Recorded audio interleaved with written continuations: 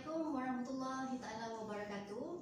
Bertemu lagi kita pada hari ini Jumaat 16 Oktober 2020 bersamaan 28 Safar 1442 Hijriah dalam siaran langsung FB Live Hospital Pakar An-Nur menerusi segmen Tanya Pakar An-Nur. Diharapkan anda semua sihat-sihat sahaja dan mudah-mudahan kita semua sentiasa di bawah lindungan Allah Subhanahu Wa Taala.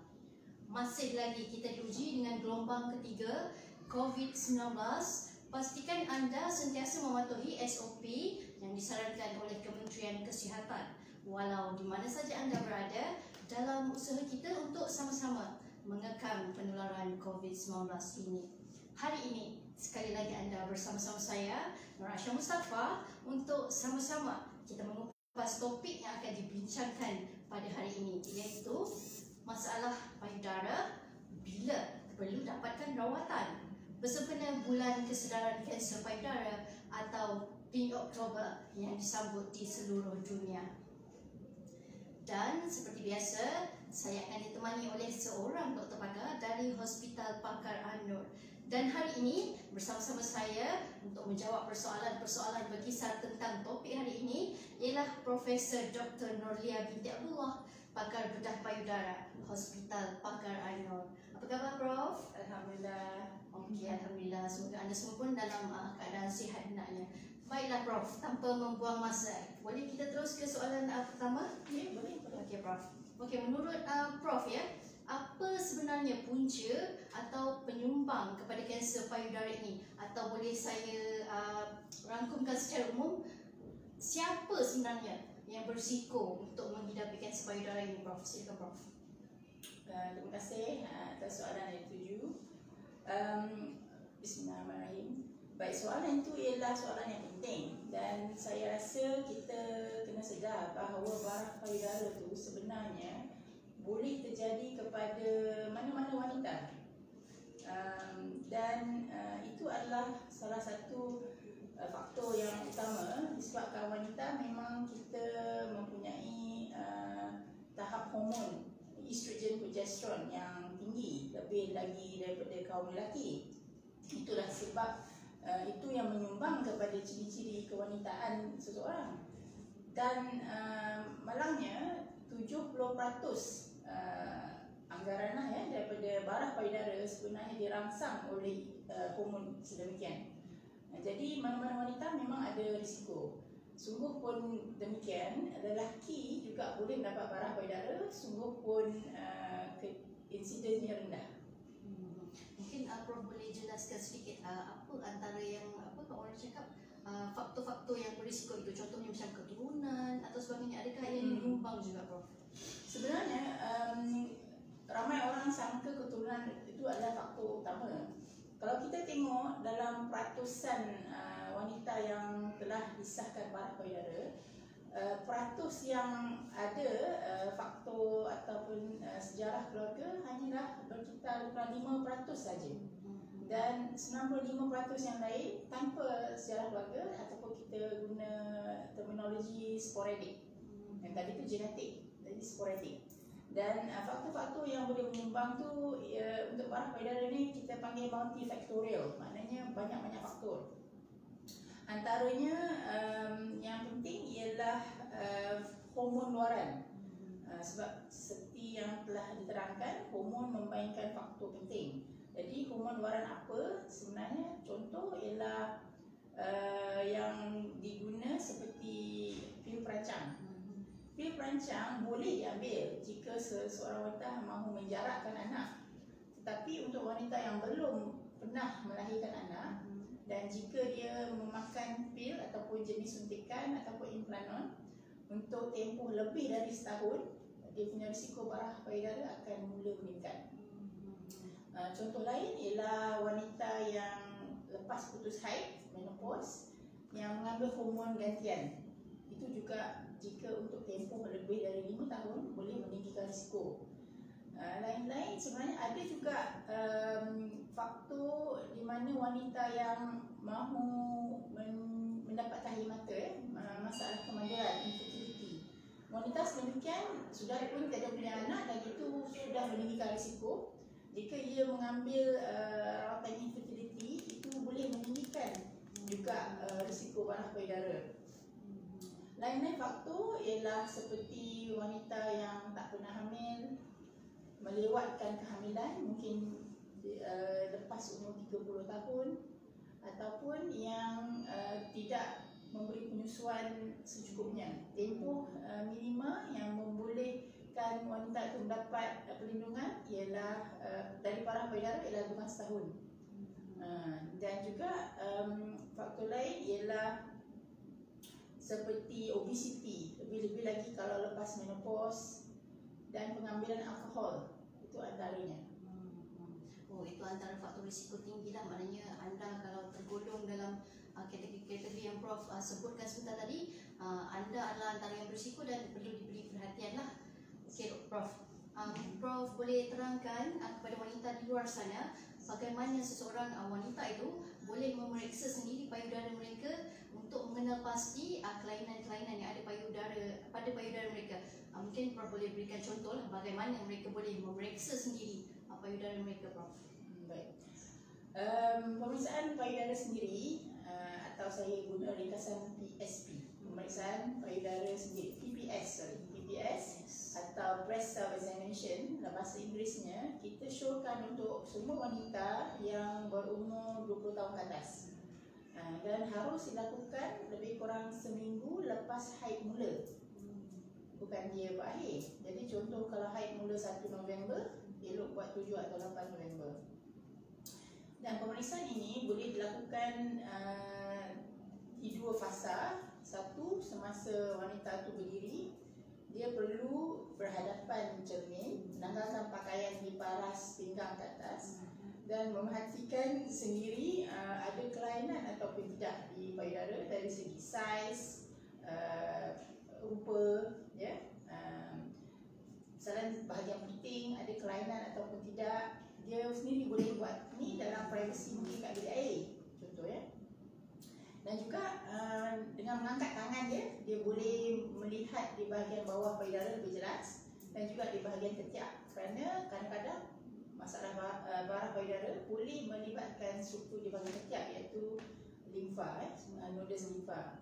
Itu fasa pertama. Yang kedua ialah apabila dia berbaring dan dia boleh menggunakan tangan kanan untuk meriksa payudara kiri dan tangan kiri untuk meriksa payudara kanan dengan mengurut dari tepi ke arah puting secara memberi sedikit tekanan, dan masa yang sama untuk memerhatikan ada benjolan ataupun tidak, dan jika ada tak pengeluaran cecair di puting masa yang sama.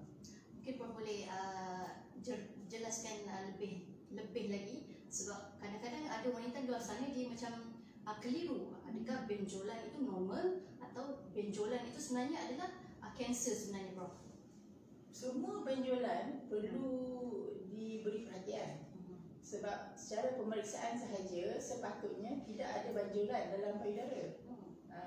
Sebarang benjolan perlu disiasat untuk menentukan sama ada dia benign atau malignant, iaitu barah.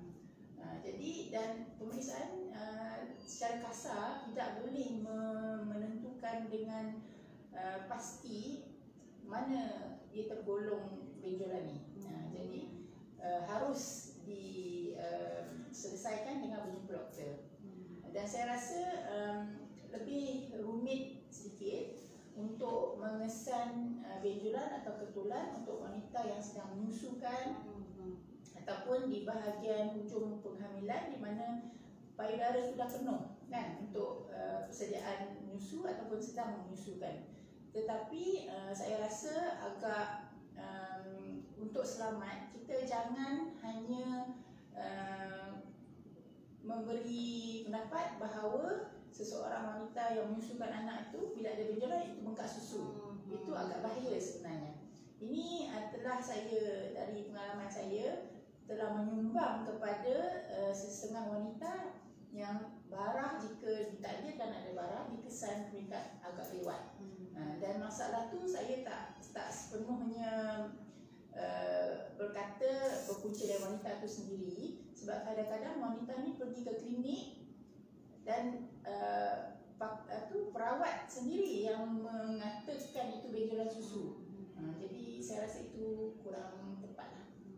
Jadi kalau wanita di luar sana sekiranya anda melakukan pemeriksaan rutin dan mendapati kelainan ya pada payudara anda dan anda tak yakin, eloklah anda terus sahaja ke hospital dan dapatkan nasihat daripada doktor. Okey, Prof, ujian mammogram antara yang diwar-warkan perlu dilakukan sebagai langkah untuk mengesan kanser payudara ini, Prof. Okey, ramai yang ingin tahu siapa sebenarnya yang perlu atau mesti melakukan ujian mammogram ini dan adakah ujian mammogram ini sesuatu proses yang menyakitkan, Prof? Mammogram ini secara amnya ia adalah satu jenis X-ray untuk mengesan sebarang kelainan di payudara, dan mana-mana X-ray ada jumlah radiation yang rendah, radiasi rendah. Jadi radiasi untuk mammogram sebenarnya tidaklah tahap membahayakan, tapi itu sebabnya kita nasihatkan dilakukan pada penjarakan kebiasaannya paling kurang setahun ataupun selang setahun jika tiada barang lah. Dan kita tak galakkan untuk wanita yang sedang hamil disebabkan faktor radiasi itu.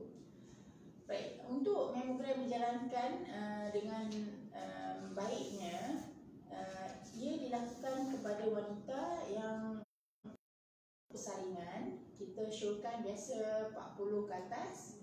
Ada juga setengah pihak yang mensyorkan 50 ke atas. Jadi soalannya kenapa?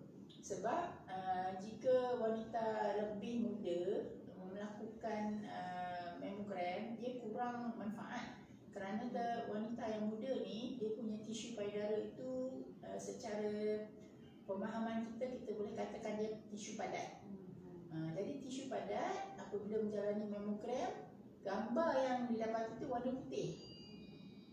Apabila wanita itu makin meningkat umur dia, tisu padat ini secara fiziologinya akan perlahan-lahan digantikan dengan tisu lemak, dan itu akan memberi gambaran warna kelabu hitam. Ini penting kerana jika ada sebarang ketumbuhan dan sebagainya di payudara, apabila mammogram dilakukan, dia akan dikesan sebagai warna putih. Jadi kalau putih, latar belakang putih susah nak nampak kan? Jadi sia-sia je. Jadi bila warna itu kelabu, gelap, lebih kemungkinan dapat dikesan. Jadi untuk secara amnya, wanita boleh mula menjalani saringan umur 40 ataupun 50, pilihan sendiri, dan boleh dilakukan selang setahun atau sekali setiap 3 tahun. Secara amnya saya galakkan selang setahun, sebab kalau tempoh lama sangat takut ada kelainan ketumbuhan yang mungkin terlepas pandang, sebab jarak antara satu mammogram dengan lagi satu itu agak jauh. Okey, mungkin saya boleh simpulkanlah untuk mammogram, Prof galakkan yang berumur 40 dan 50 tahun ke atas, manakala yang wanita berusia bawah daripada 40 tahun melakukan rutin pemeriksaan secara setahun sekali, begitu ya, Prof? Okey, Prof, kita ke soalan seterusnya.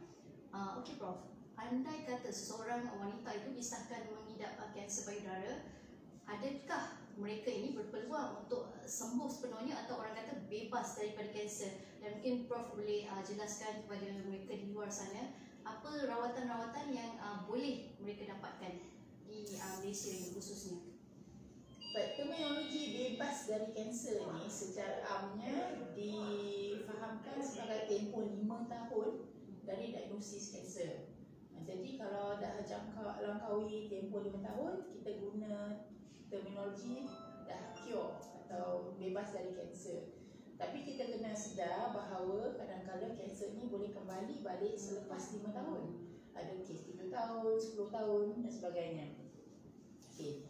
Dan sebenarnya untuk seseorang itu bebas dari kanser, jika setelah diuji kanser, ialah berapa cepat seseorang itu mengenal pasti dan menjalani cepat lagi bagus. Itu memang kita sedia maklumlah. Sebab sebenarnya tahap kanser ni secara amnya kita boleh bahagi kepada 5 tahap. Tahap paling awal kosong, tahap kosong mungkin ramai orang tak pernah dengar. Tahap kosong 1, 2, 3, 4. Jadi semakin naik tahap seseorang yang mengidap kanser itu, lebih rumit sedikitlah untuk dia bebas dari kanser sepenuhnya. Walau bagaimanapun, kita biasanya akan berusaha. Kalau dari tahap 0 sampai tahap 3, sasaran kita ialah cure. Tetapi bila seseorang itu sudah tahap 4, kita tak boleh nak cure lagi dah. Sebab dah terlepas. Jadi kalau tahap 4, kita boleh mengawal atau kontrol saja kanser tu, sebab kanser tu sudah merebak ke organ-organ lain. Tapi kita masih boleh memberi rawatan, cuma mungkin apa yang kita boleh bagi tu mungkin agak terhad. Okey Prof, macam Prof cakap tadi, bila seseorang tu dah disahkan bebas daripada kanser, tapi itu tidak memberi jaminan bahawa mereka bebas daripada kanser sepenuhnya. Kanser tu boleh kembali. Mungkin Prof ada orang kata tips atau kaedah bagaimana nak mengelakkan kanser itu kembali semula, Prof? Kadang-kadang kita boleh agak keliru sama ada kanser yang sama dah kembali ataupun kanser yang baru. Sebab seseorang wanita apabila telah mengidap kanser di sebelah payudaranya, dia sebenarnya berisiko mendapat kanser di sebelah yang satu, lebih dari orang lain, ataupun di sebelah yang sama dia boleh datang balik. Jadi pemantauan ini harus berlanjutan. Bukannya selepas 5 tahun tak payah datang jumpa doktor lagi. Itu anggapan salah lah. Jadi secara amnya saya rasa kita punya surveillance ni sepatutnya sepanjang hayat wanita tu. Baik, untuk mengurangkan kebarangkalian kanser itu datang balik atau menyebab, memang saya syorkan datang pada awal dan juga menjalani semua rawatan yang telah disyorkan oleh doktor. Masa yang sama, seseorang itu perlu berusaha untuk melakukan senaman secara rutin. Yang disyorkan, kajian telah menunjukkan jika seseorang melakukan senaman paling-paling kurang 5 kali seminggu, maknanya hampir hari-hari, dan setiap sesi senaman tu minimal 30 minit. Tak kisahlah berjalan ke, jogging ke, kayuh basikal, berenang dan sebagainya.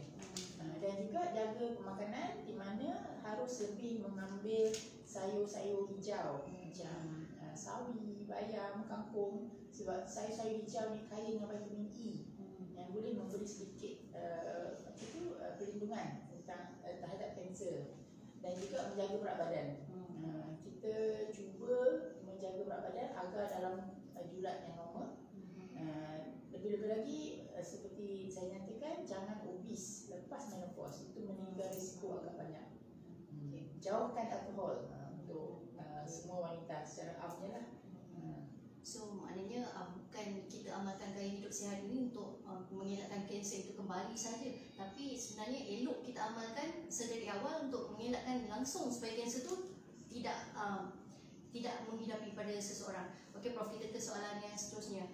Sekiranya seseorang itu disahkan mengidap kanser, mungkin Prof boleh, mungkin bila dapat tahu seseorang itu kena kanser, mungkin satu tamparan yang hebat pada dia.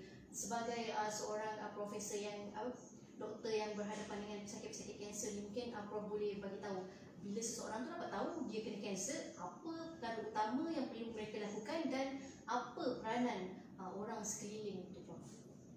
Baik, kanser ni memang satu ujian, kita tak boleh nafikan. Dan sebenarnya kanser payudara dia lebih mudah dikesan sebab dia di luar, kan, di luar badan, di permukaan badan, berbanding dengan kanser yang terlindung seperti kanser ovari, kanser pankreas, kanser saluran empedu, kan, itu kanser otak contohnya, itu adalah yang terselindung dan lebih mudah kita tak dapat kesan. Jadi sebenarnya kalau dapat jumpa kelainan ataupun sama ada secara pemeriksaan payudara sendiri ataupun saringan mamogram itu, haruslah mendapatkan rawatan sewajarnya secepat mungkin. Jangan berlengah-lengah. Jadi yang penting jangan panik. Dan saya biasa syorkan tak perlu buat bahan. Simpan maklumat tu dalam keluarga saja, suami, isteri, anak-anak sudah. Sebab masalahnya kadang bila kita hebahkan dalam WhatsApp dan sebagainya, adalah kadang nasihat daripada orang yang kurang bertauliah ni. Seperti testimonial, cuba A, B, C, D sebagainya, jualan produk dan macam-macam. Jadi ini sebenarnya di samping ujian, tekanan yang kadang-kadang mungkin dialami disebabkan diagnosis kanser, semua nasihat tak bertauliah ni membeningkan kepala lebihnya.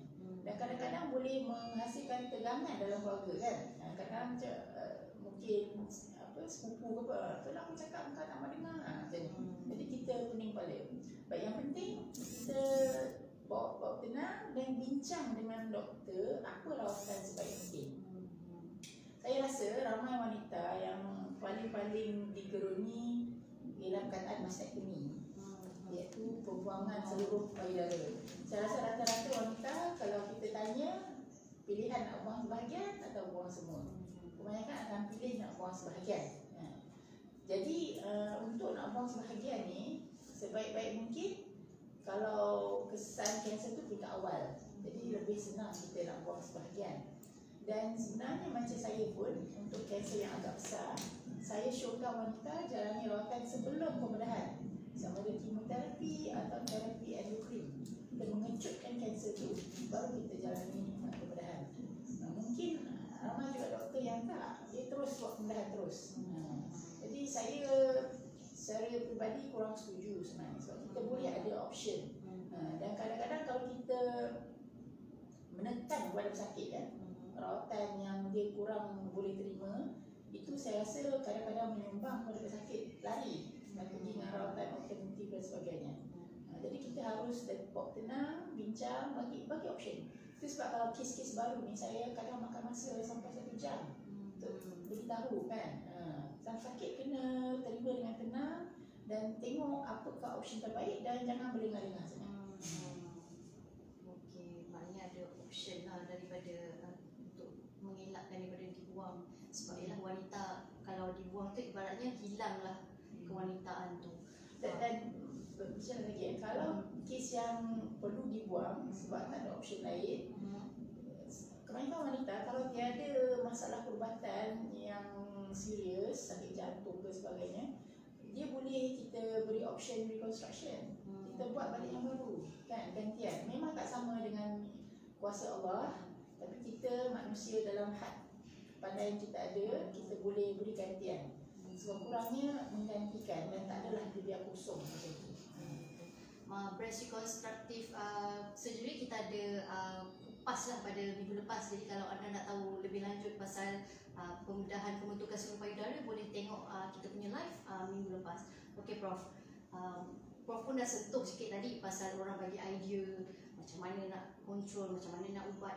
Okey, seandainya ada antara mereka yang memilih untuk melakukan rawatan secara orang kata tradisional atau acupuncture lain-lain, apa pandangan Prof?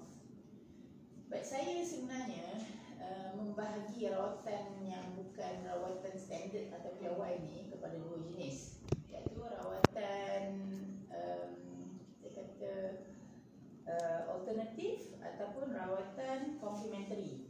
Okay. Tapi saya difahamkan contoh di Putrajaya dia lombokkan sebagai satu, traditional and complementary medicine. Saya kurang setuju di mana kita lombokkan bersama sebab dia pada saya berbeza. Rawatan alternatif kebiasaannya saya tolak. Sebab alternatif ni adalah rawatan yang tak terbukti dan kadang-kadang boleh membahayakan pesakit.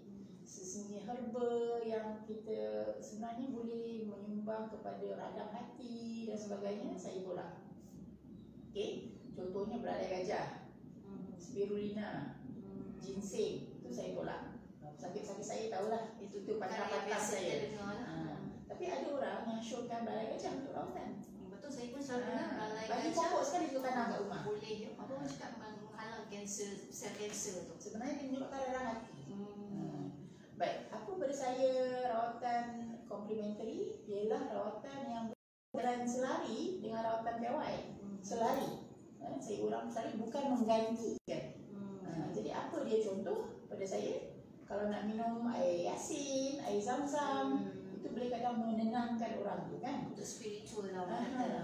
Lepas tu kalau dia nak buat aromaterapi, ya, massage.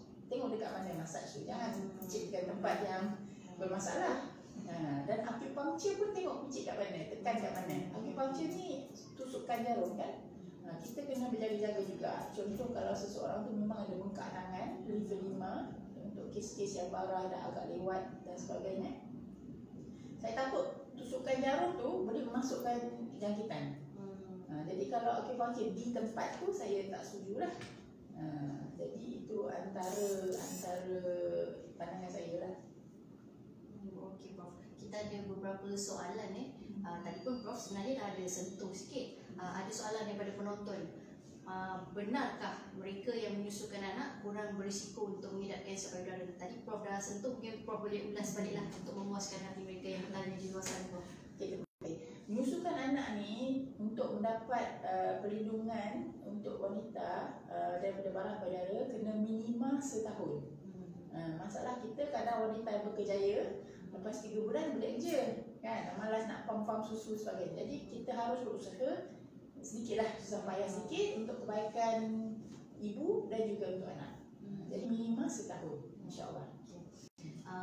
Lagi satu Prof, ada yang bertanya, benarkah pemakaian deodoran di kalangan wanita tu boleh menyebabkan kanser payudara Prof? Tak, tidak. Deodoran dia cuma kadang-kadang kalau tak sesuai boleh menyebabkan radang di bahagian ketiak, tapi tak menyebabkan kanser.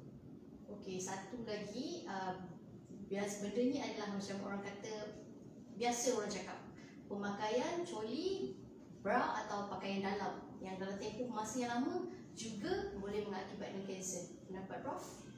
Okey, saya secara amnya tak nasihatkan wanita memakai baju dalam yang ada dawai, under white bra. Sungguh pun banyak di pasaran dan banyak corak-corak yang cantik.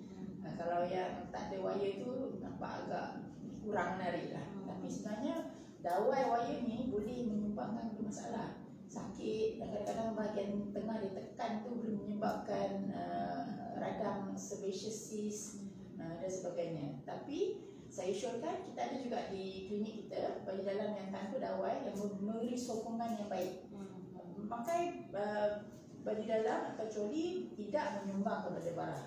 Tetapi memakai baju dalam adalah penting siang dan malam untuk wanita yang sedang menyusu pada pendapat saya, sebab payudara itu berat. Kalau kita tak ada sokongan yang baik, dia akan menegang tisu kolagen dan menyebabkan menceritakan pada kulit itu stretch marks, dan kadang-kadang wanita berumur kata dah menundut. Itu kalau tidak diberi sokongan semasa berat menyusukan anak atau dah ke bahagian penghujung mengandung, ataupun wanita yang telah menjalani pembedahan. Saya biasa pakaikan baju dalam dan dia bedah sekali, pakaikan supaya dia kemas dan nak gerak-gerak, boleh menyebabkan kesakitan kadang tak selesa. Biasanya kalau yang menjalani pembedahan tu dia memang ada orang kata bra yang khas lah kan, khusus untuk mereka. Saya akan kenalkan lah biasa di klinik. Jadi terpulang kepada pesakit kan. Macam tu. So banyak sebenarnya perkara-perkara mitos yang kaum wanita memang dah set dalam kepala. Pakai deodoran tak boleh, pakaian dalam lama yang tak boleh. Jadi anda bolehlah kita mula ubah kita punya pemikiran tu. Okey Prof, ada satu lagi soalan pasal bengkak susu. Mungkin Prof boleh jelaskan dengan lebih orang kata luas sikit. Bengkak susu tu bila bengkak susu tu dikatakan tak normal, sebab ramai yang macam anggap normal benda tu. Bila sebenarnya bengkak susu tu sebenarnya tak normal. Mungkin Prof boleh macam orang kata jelaskan lagi, sebab ramai yang masih orang kata keliru lagi. Bengkak susu ni sebenarnya tak sepatutnya berlaku. Dan dia adalah berkait rapat dengan tempoh seseorang menyusukan anak. Jangan jaraknya terlalu jauh antara satu masa penyusuan dengan satu masa penyusuan yang lain. Digalakkan 2 hingga 3 jam. Kalau dah 4 jam ke atas tu dah terlalu lama. Cuma agak mencabar untuk wanita yang berkejaya. Kan? Kalau dah tempat kerja, mungkin dia kena cari masa nak pam susu tu. Jadi kalau sekarang kesibukan tu dia mungkin tak berjaya lah mengikut rutin yang tepat. Baik, bengkak susu ni dia kita kata macam mastitis lah. Dia lebih kepada wanita yang diberi rezeki susu yang banyak. Untuk wanita yang susu sedikit, Memang susah nak bengkak susu sebab tak ada susu dah bengkak pun kan. Tapi bengkak susu macam saya kata kerana penyusuan tidak mengikut rutin yang baik, dan juga kadang-kadang cara menyusukan anak tu. Sebab kadang puting tu ada luka. Bila puting ada luka atau rekahan, kuman di permukaan kulit boleh masuk ke dalam. Dan menyebabkan mastitis atau radam ni. Dan jika nasib tak baik, mastitis ni jika lebih serius boleh jadi peringkat nanah. Abses. Itu yang biasanya nanah tu diorang agak biasa kan? Tak, itu tak biasa. Itu salah satu komplikasi penyusuan yang sepatutnya jika kita ambil langkah yang sewajarnya boleh dielakkan. Sebab bila dah peringkat nanah tu, satu sakit, demam, bengkak kan. Jadi memang kena datang jumpa doktor lah. Dan sekarang ni kita akan cuba menyedut nanah tu. Kita kesan melalui ultrasound, pemeriksaan kita boleh sedut. Kalau dulu-dulu doktor akan buat belahan, incision, dan dia buka gitu. Perlu dressing hari-hari. Dan itu kita cuba elakkan. Kecuali kalau penyedutan susu tu dah berkali-kali tak berjaya. Okey Prof, macam kaum Adam kuranglah mengambil berat tentang kanser payudara ni sebab beranggapan kanser payudara ni lebih kepada wanita. So mungkin Prof boleh buat ulasan sikit pasal tentang kanser payudara di kalangan lelaki khususnya dalam lingkungan Malaysia. Barang payudara boleh terjadi kaum lelaki juga, tapi dan wanita lelaki sedemikian biasanya dah agak ke atas macam tu. Jadi dia bukanlah kita kata barang payudara memang khusus penyakit wanita sahaja. Dan juga dia boleh menyebabkan sebagai benjolan, dan wanita lelaki tu harus mendapat rawatan doktor lah. Jangan melengah-lengah sebab komplikasi merebak ke organ lain untuk wanita boleh jadi pada lelaki juga. Maknanya adakah lelaki juga perlu menjalani pemeriksaan rutin tu Prof? Saya rasa lelaki lebih mudah sebab payudara dia kecil kan. Jadi saya rasa tak payahlah saya tekankan setiap bulan macam tu kan. Tetapi sekali-sekala tu periksa jugalah. Dan jangan kita anggap remeh kan. Sebab barang ni kita sedia maklum peringkat awal memang tak sakit. Jadi kalau kita ambil remeh tu yang dia diberi peluang untuk kanser ni lebih merebak. Jadi kaum Adam di luar sana, anda juga tidak seharusnya mengambil mudah tentang kanser payudara ini. Okey Prof, mungkin secara keseluruhannya boleh Prof simpulkan apa hasil perbincangan kita hari ini Prof kepada penonton di luar sana. Baik, secara amnya barang payudara ini kalau dikesan peringkat awal boleh dirawat dan masa depan cerah sebenarnya. Kan? Jangan takut. Kalau saya selalu tekankan pertalian profesional antara pesakit dengan doktor atau perawat. Pesakit tu harus senang dengan doktor yang merawat. Kalau dia rasa kurang percaya, kurang selesa, saya syorkan mungkin perlu jumpa doktor lain. Jika kita dari awal tak senang dengan doktor tu, bila kita dapat semua maklumat dari dia, kita pertikaikan, itu bukanlah satu kita panggil doctor patient relationship yang baik. Dan kalau tak yakin, sila jumpa doktor lain. Dan janganlah sebabkan satu pengalaman dengan seseorang doktor yang kurang selesa, kita terus lari untuk rawatan alternatif. Itu saya rasa membahayakan. Dan daripada data di UKM dan UM, sungguh pun barah payudara antara Melayu, Cina, India, Melayu paling rendah, tetapi kaum Melayu lah yang selalu datang peringkat lewat.